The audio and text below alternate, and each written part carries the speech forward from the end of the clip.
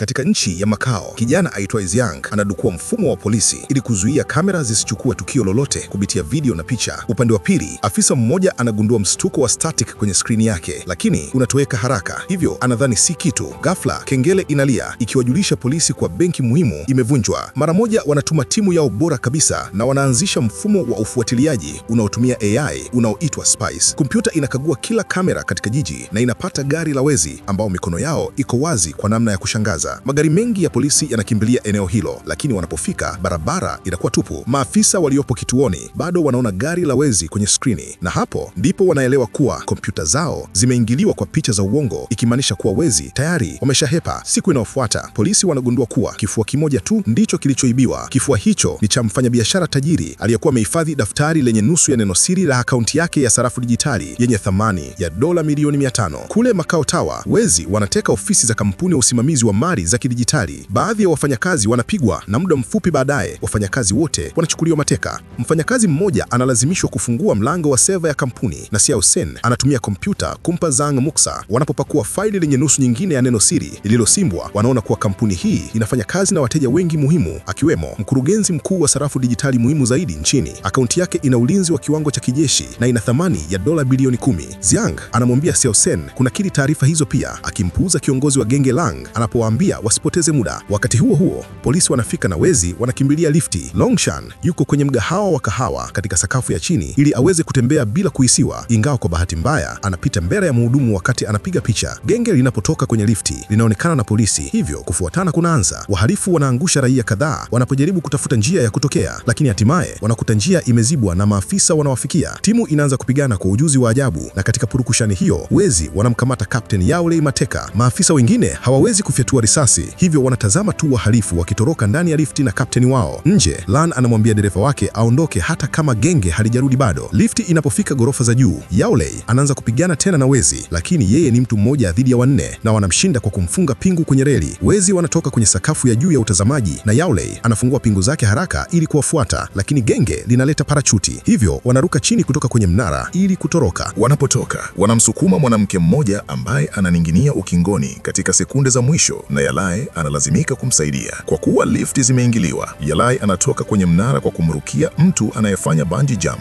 na anatua salama juu ya godoro la dharura lililopuliza hewani. Timu nyingine ya polisi inawasubiri wezi hao wanapotua juu ya paa la hoteli, na pambano jingine linaanza. Wahalifu wanawashusha maafisa kwa urahisi na wanatumia vifaa vilivyofichwa pamoja na barakoa zao kuruka chini kutoka kwenye paa. Wanabadilisha nguo zao haraka wakati Zhang anaendelea kufuta picha zote kutoka kwenye kamera za usalama ili Spice isiweze kuwafuatilia. Muda mfupi baadaye, mfumo wa ufuatiliaji wa polisi unazimwa kabisa na Yalai anaanza kutafuta ndani ya hoteli kwa miguu. Wanaanzisha kamera zao za mwili ili waweze kurekodi kila mtu anayepita karibu, wakitumaini programu ya utambuzi wa uso itawapata. Langshan naye anafika kwenye hoteli akiwa amejibadilisha sura na anasababisha usumbufu mwingi ili kumvuta meneja asiwaangalie wenzake. Wezi wanaingia na kutoka kwenye vyumba mbalimbali kwa kubadilisha sura zao kila mara, jambo linalowawezesha kuonekana kama watalii au wafanyakazi. Yalai anamuona Xiao Sen na anatambua hereni yake kutoka kwenye pambano la kwenye lifti, hivyo anamkimbiza, lakini Xiao Sen anajificha kwa kujifanya mmoja wa wateja wengi walioko kwenye mkahawa. Ghafla kamera inagundua kuwa uso mmoja unaopita haupo kwenye mfumo, hivyo polisi wanamfuata mtu huyo. Lung anamgonga afisa makusudi ili kuchafua lenzi ya kamera yake. Xiao Sen anatumia nafasi hiyo kusogea pia, na timu ya maafisa inagawanyika ili kuwafuata wanaume hawa wawili. Hata hivyo, Xiao Sen anajivaa kama mwanamke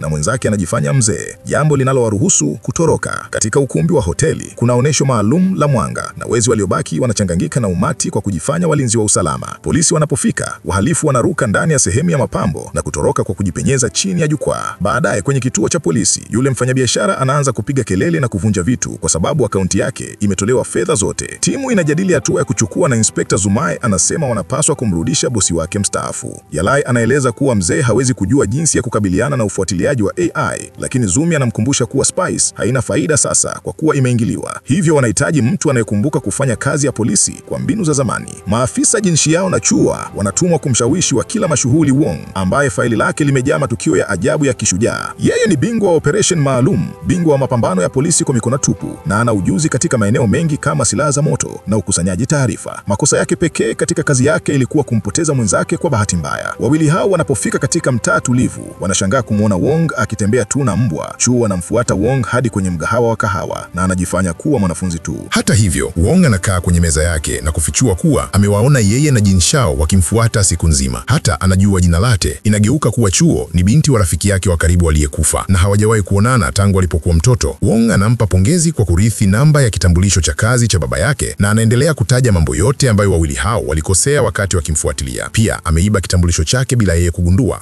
Mfuki baadaye, Wong yuko kituoni akiangalia picha zote zilizorekodiwa na kamera za miilini za polisi pamoja na chochote hoteli iliweza kupata kabla ya kuingiliwa. Baada ya kutazama kwa dakika chache tu, Wong anawapata wezi wote kwa urahisi kwa sababu waliangalia kamera ili kuangalia kama bado zinafanya kazi. Kwenye maficho ya genge, Longshan anaanza kumpiga Xiang kupoteza muda ambao karibu uliwakamata. Xiaoxin anapojaribu kumtetea, Longshan anampiga naye pia, akiwa na hasira kwa kuwa amerekodiwa kwenye kamera. Baada ya miaka mingi akiishi gizani, pambano linatokea na Long anatoa kisu. Hivyo wezi wote wanapaswa kushirikiana kumtuliza Long. Baada ya kuunganisha picha zote walizoweza kupata za wezi, Wong anagundua mwanamume aliyevaa koti refu ambaye pia anaonekana mara nyingi kwenye picha. Polisi wanapokea picha ambayo barista alipiga na wanahitimisha kuwa mwanamume huyu pia alikuwa sehemu ya genge. Wong anakumbuka wakala wa zamani aliyesakwa sana anayejulikana kama Shadow, ambaye aliwahi kutumika kikosi maalum cha mauaji wakati wa vita. Aliacha kazi katika miaka ya 80 kutafuta utajiri na akatoweka bila kuacha alama mnamo mwaka 1999. Anadhani mwanamume huyu wa ajabu ni Shadow aliyerudi na anataka kuituma timu ya ufuatiliaji ili kumtafuta. Zumi anaeleza kuwa hawana timu ya ufuatiliaji tena kwa sababu Spice iliibadilisha, lakini atamruhusu kuunda kikosi cha dharura kwa kesi hii. Wong anashaka kwa sababu hakuna mtu anayeweza kufundishwa kwa muda mfupi namna hiyo. Baadaye kwenye ukumbi wa mazoezi, Chuo anajaribu kufanya mazoezi, lakini polisi wengine wanamkejeli kwa kuwa mdogo mno kuwa polisi. Chuo anajaribu kuwainjali, lakini mwishowe anadhibiti hasira na kupigana nao bush, akimshusha kwa urahisi afisa mmoja mbele ya wenzake. Wong anaona yote hayo na kumpongeza Farahani, akisema kitendo hicho kimemletea heshima yao. Jioni, Wong anakunywa juu ya paa na anakumbuka kifo cha baba yake Chuo. Anaahidi kumtunza vizuri kwa heshima ya kumbukumbu yake. Siku inayofuata, Wong anatangaza kuwa atafundisha timu ya ufuatiliaji na Chuo anajiandilisha. Anawafundisha jinsi ya kusogea bila kuonyesha kuwa wao ni polisi na kukumbuka kila undani, hata kama unaonekana hauna umuhimu. Siku ya kwanza mtaani, timu inajifanya kuwa raia ili kuficha sura zao, lakini Wong anamweka Chuo ndani ya gari la uchunguzi pamoja naye kwa sababu ndiye silaha yake ya siri. Kila mara mtu anapokosea, Wong anatoka kwenye gari ili kumkemea. Siku 12 baadaye, Xiang anajaribu kupanga jukumu la mwisho ili Long apate amani na wote waweze kustaafu kabisa. Ameona mahali palipo na seva ya akaunti ya mkurugenzi mkuu, lakini ghala hilo la kidijitali ni gumu kulifikia. Mrejesho wa kumbukumbu unaonyesha kwamba wezi wote ni mayatima ambao Longshan alikuwa akiwatembelea mara nyingi kuwaletea pesa. Kwa mrejesho huo, wavulana waliwasaidia Long Shanghai wakati polisi walipomfuata mwaka 1999 na tangu wakati huo wamekuwa pamoja. Siku ya 15, Shuo anatoka kwenda kuchukua chakula na katika kurudi kwenye gari anaona wanawake wakishambuliwa na wanaume walevi. Wong anamkumbusha kuwa yuko kifichoni na anapaswa kuwaita polisi wa kawaida, lakini Shuo anampuuza na anakwenda kuwabana wanaume hao. Pambano linatokea na anafanikiwa kuwapiga kadhaa, lakini kuna wanaume wengi mno kupigana nao akiwa peke yake. Wakati huo huo, Wong anafika na kuwashinda wote kwa urahisi ndani ya sekunde chache huku waathirika wakikimbia. Baadaye, ndani ya gari, Wong anamkemea Shuo kwa karibu kuharibu jukumu. Yeye hafikiri kama wanafanya kazi ya kweli, hivyo Wong anamwambia kilichotokea kwa baba yake. Walikuwa kifichoni kwa miezi 8 na Wong akiwa kijana alikuwa amechoka kutofanya kitu. Alipowaona wahalifu wakijaribu kumteka mtoto, aliamua kuingilia na genge karibu lilimuua. Baba yake Shuo alijaribu kumsaidia, hivyo watekaji walimpiga risasi na kuondoka. Kwa machozi, Wong anamwambia Shuo kuwa afisa wa polisi lazima awe mwenye busara kila wakati. Muda mfupi baadaye, Wong anafikiri kuwa amemwona Longshan kwenye soko la eneo hilo na anawaonya wote. Timu inasogea kulizunguka soko huku Wong akimwomba Shuo kumfuata mlengwa kwa karibu kwa sababu ndiye afisa pekee ambaye Lan hajamuona. Wakati Lan karibu kuwaona polisi wawili wanabusu ili kuficha nyuso zao, Shuo anajifanya anatafuta kitu chini na anaona taswira ya Longshan akithibitisha utambulisho wake. Wong anazuia yeyote kusogeza kamera au kutazama nyuma, hivyo Lan anaondoka bila mashaka. Baadaye timu inamfuata kutoka gizani na wanagundua jengo analoingia. Shuo anaamua kuingia pia na Lan anamgundua kutoka sokoni, hivyo anajiandaa na kisu chake. Wakati huo huo, Wong anakakua picha mara mbili na anagundua kuwa Longshan alimwangalia Shuo mara mbili. Akigundua kuwa atamtambua, anakimbilia kwenye jengo hilo pia na anajifanya kuwa ni baba yake huku akiondoa kifaa chake cha masikioni. Wong anazungumza kwa utulivu na Longshan na anamtolea tofali, jambo linalomwezesha kupata picha ya uso wake kwa kamera iliyofichikwa ndani ya tunda hilo. Kipande hicho cha tofali kinaachwa ndani ya lifti kabla wawili hao hawajatoka. Wong anaendelea kuwaangalia. Hivyo Wong anaibua kifunguo cha nyumba isiyo maalumu na wanaingia ndani. Mwanamke aliyeishi ndani anashangaa sana na Wong anatakiwa kumkamata ili amsilie kimya. Shukurani kwa kamera ya Apple, timu inaona kuwa Wong Shan anaelekea ghorofa ya 8. Hivyo Jin Sayo anakimbilia mbele na kuweka kamera zilizofichwa kwenye eneo hilo. Wanagundua kuwa Lan anaishi katika nyumba namba 8002. Sasa polisi wanaweza kupanga hatua yao inayofuata. Timu ya Wong inakodisha nyumba upande mwingine wa barabara kuangalia Long Long kwa mbali na kuiba taka zake. Wanapata majalada mengi ya sudoku yamechorwa, lakini hayana suluhisho. Wakati huo, Lan anatumia muda wake kupasua bubble wrap. Baadaye kwenye soko, Wong anaendelea kujifanya jirani na Long anamkaribia kwa mazungumzo madogo, huku kimya kimya akimkagua kwa vifaa vilivyofichwa. Wanaongea kuhusu maisha yao ya uongo na Wong anasema ana tatizo la kamari, hivyo maganda kwenye mikono yake ni kutokana na kucheza kadi na si kushika bunduki. Anamwalika Long Shan kwa chakula cha jioni na kwa mshangao wa kila mtu anakubali. Jioni, Wong na Shuo wanamlipia mwanamke huyo ili watumie nyumba yake. Wakati Lung anafika, anapiga scan kila kona kwa vifaa vilivyojificha. Wakati wa chakula cha jioni, anaweka simu yake mezani na Shuo anafanya vivyo hivyo ili kuiba taarifa zake. Long Shan anaendelea kuwapigia maswali ili kuhakikisha hadithi zao zinaendana, na kwa kuwa Wong anajua undani wa utoto halisi wa Shuo, anaona kuwa amekuwa akimlinda kutoka mbali. Baada ya Long kuondoka, anaomba Zhang kuangalia historia ya Wong na Shuo. Inageuka kuwa Zhang amekuwa na kamera kwenye nyumba hiyo muda wote. Polisi wanajua wanatingwa, hivyo wameunda wasifu wa uongo kwa wawili hao. Dakika chache baadaye,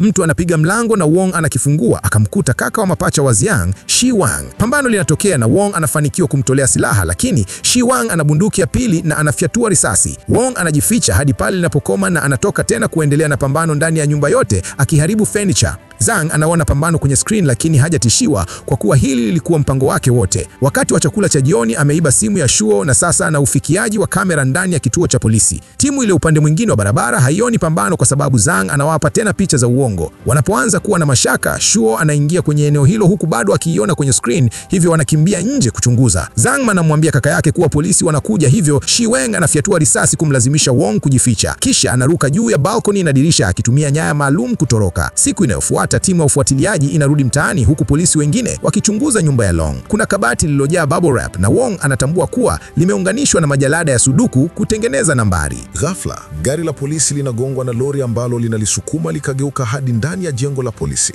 Lori linavunjika vipande viwili na baada ya kugonga gari tena ili kumfanya kila mtu apoteze fahamu, kundi la wakodishaji linatokea kuwasambaratisha. Polisi kadhaa wanauliwa na mabomu yanapopuliza magari ya polisi. Zuma anatambua kuwa hili ni kisingizio na anaambia timu ya ufuatiliaji kubaki mtaani ili kumtafuta Long. Shu anaamka na kumtoa Wong kwenye gari kabla ya kuchukua bunduki kujiunga na pambano, akipiga wakodishaji wengi kwa umakini mkubwa. Muda si mrefu, Wong pia anaamka na anashirikiana na Shu kuangusha wanaume wa mwisho walioko chumbani. Kisha Wong anaeleza kuwa majalada ya sudoku yalionyesha Braille ambayo Lung alitafsiri kwa kutumia bubble wrap. Anamwambia Shuo kuwasiliana na timu ya ujasusi ili pia wafanye kazi ya kutafsiri ujumbe. Wakodishaji waliobaki wanapanda kwenye kituo cha polisi na kulipua vyumba kadhaa. Wakati huo, wanajumuia wawili wa timu ya ufuatiliaji wanamkuta Long kwenye kituo cha mayatima kilichotupwa. Zuma yuko tayari kuwapatia maagizo wakati umeme unakoma kwenye jengo la polisi na timu yote inapoteza mawasiliano. Ndani ya kituo cha mayatima, Lung anakutana na majambazi na anatambua kuwa Zhang amemwajiri. Hata hivyo, bado ni shujaa hodari na hana shida kupigana na majambazi wote kwa wakati mmoja kwa kisu chake, ingawa anapata majeraha mara chache. Kwenye kituo cha polisi, Wong anaendelea kupigana na wakodishaji ambao wanamfuata kwa sababu kuna zawadi kubwa kwa kituo chake. Anasogea kutoka chumba hadi chumba akipokea mapigo mengi, lakini pia akiangusha wakodishaji kadhaa. Shu anajipenyeza hadi anapopata simu ya satellite na kuwasiliana na Jin Xiao kumweleza kuhusu Braille, lakini anakatizwa na wakodishaji kumshambulia. Wanaanza kupigana na baada ya purukushani, Shu anashinda kwa kumpiga wakodishaji kupitia dirisha. Kwa bahati nzuri, msaada unafika na jeshi la polisi hatimaye linamaliza pambano. Kwenye kituo cha mayatima, Lana ameua majambazi wote baada ya pambano la kikatili. Anaelekeza kisu chake kwenye kamera kwa hasira, lakini wakati huo Ziagu anaonekana na kusema kuwa hili lilikuwa wazo lake. Zhang anashangaa kwa sababu uwepo wa kaka yake haukuwa sehemu ya mpango. Ziang anaeleza kuwa Lan ni hatari mno kuendelea kuwepo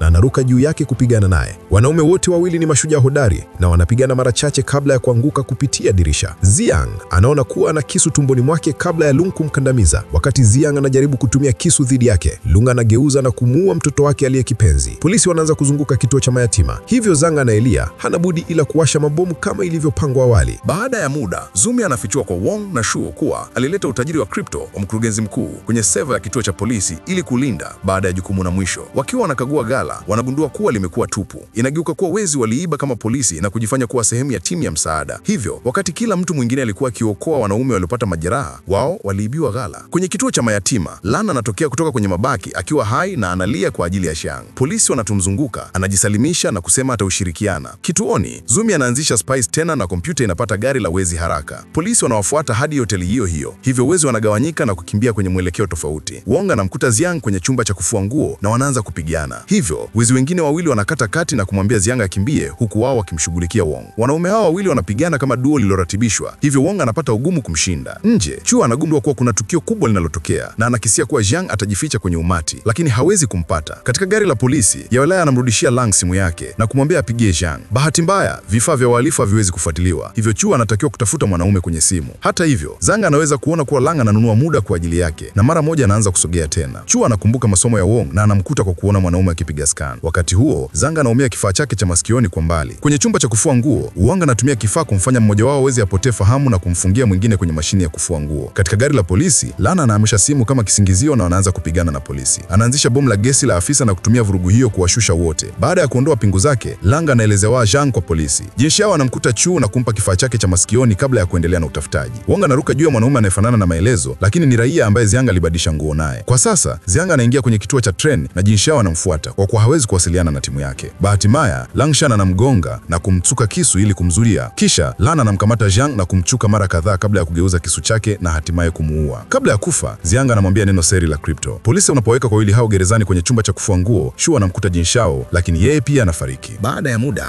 polisi hawana dalili zozote za Lang kwa sababu pesa zilizibiwa hazijahamishwa. Wong anaonyesha kuwa yeye ni wezi wa zamani, hivyo Chuo anatambua kuwa Longshan hana wazo la jinsi ya kubadilisha crypto kuwa pesa taslimu. Wawili hao wanarudi kufanya ufuatiliaji, na wakati Wong anapokuwa nje kuchukua chakula, Chuo anagundua mfanyabiashara akienda kwenye hoteli. Anafuata na kugundua kuwa Lang aliomba pesa badala ya neno siri. Wamepangwa kukutana kwenye nyumba ya chai mchana. Badala ya kusubiri timu yake, Chuo anaenda peke yake kwenye nyumba ya chai na Lang anamtambua mara moja. Anaendelea kumfanya azungumze ili kupata muda, huku polisi wakizunguka jengo. Lung anawasikia na haraka anampiga Chuo hadi apotee fahamu kabla ya kujaribu kuondoka kwa mlango wa nyuma, lakini Wong tayari ameufunga. Wong anakabiliana na Long ambaye anaanza kuwaua watu kwa kisu chake. Wateja wanashangaa huku wanaume wote wawili wakipigana na Wong anapigwa risasi mara kadhaa. Wong anatupa sufuria ya moto kumpunguza kasi na wanaendelea kupigana katika chumba chote wakitumia zana za nyumba ya chai na kuharibu fanicha. Wanang'aa ndani ya eneo dogo la kuhifadhi na sasa wanapaswa kusogea kwa magoti.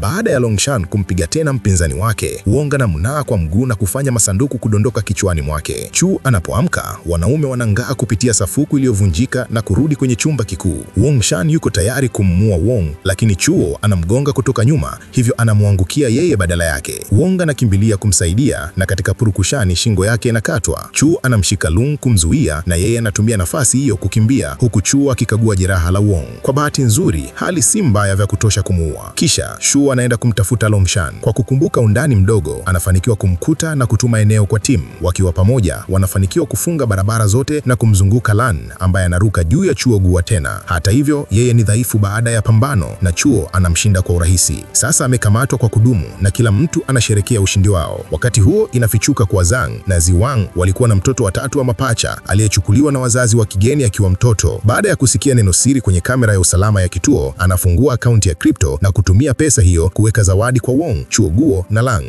Na huu ndio mwisho wa movie hii itwayo The Shadow Edge. Usisahau kusubscribe kisha like, halafu comment neno lolote lile ili kutusupoti. Utatisha zaidi endapo ukiwasha kengele ya notification na pia kutufollow katika page yetu ya Facebook. Tunatumia jina Flix Movies kwa movie kali kama hizi na Mungu atakubariki sana.